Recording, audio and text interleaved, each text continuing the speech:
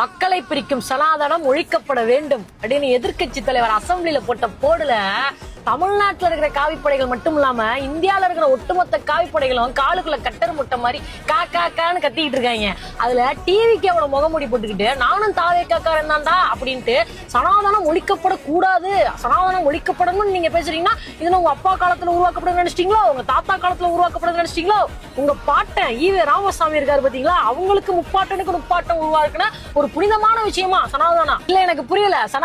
சனாதன பத்தி உனக்கும் உங்க அண்ணனுக்கு என்ன தெரியும்?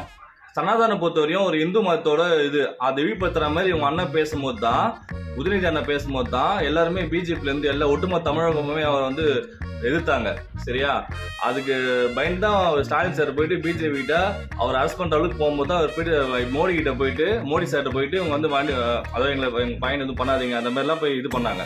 ஆனா உனக்கு நீ இந்துவா முஸ்லீமா கிருஷ்ணன் தெரியல, ஆனா உனக்கு இந்துவா இருக்கிறதுக்கு அருகதே கிடையாது. சரியா? ஒரு இந்துவா வந்து சாமியை வந்து அவமானப்படுத்துறாங்க, அதை எப்படி சப்போர்ட் பண்ற? நீ டிஎம்கே கொத்தருமை நல்லாவே தெரியும் எல்லாருக்கும், ஆனா இந்த அளவுக்கு கேவலமா இருப்பேன்னு நாங்க நினைச்சு பார்க்கல. முதல்ல வந்து அவரை வந்து அதாவது போட்டோ கீழ்ச்சாங்க, வெளியூர்லாம் போட்டோ கீழ்ச்சாங்க, அது தொடப்பட்டில வச்சாங்க, ஒன்னே தொடப்பட்டு அடிப்பாங்க ஒரு நாள் மக்கள், அது கூட சீக்கிரம் வரும்.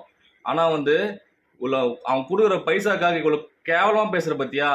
அப்பதான் அதுவும் நாங்க அதான் சொல்றோம், உனக்கு வெக்கம் மானம் சூடு சொன்ன எதுவுமே கிடையாது எங்களுக்கு எப்பயும் தெரியும். ஆனா ஈனமானம் இல்லாத இப்பதான் தெரியும் எங்களுக்கு.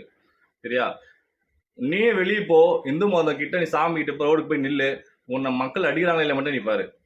நீலாம் மனுஷன், நீலாம் அறிவிக்கிட்ட நாய சவுண்டு சரோஜா, நீ ஊரை விட்டு ஓடி போயிடு. ஏன்னா உன்னை பார்க்க எங்களுக்கு காட்டு போல இருக்குது.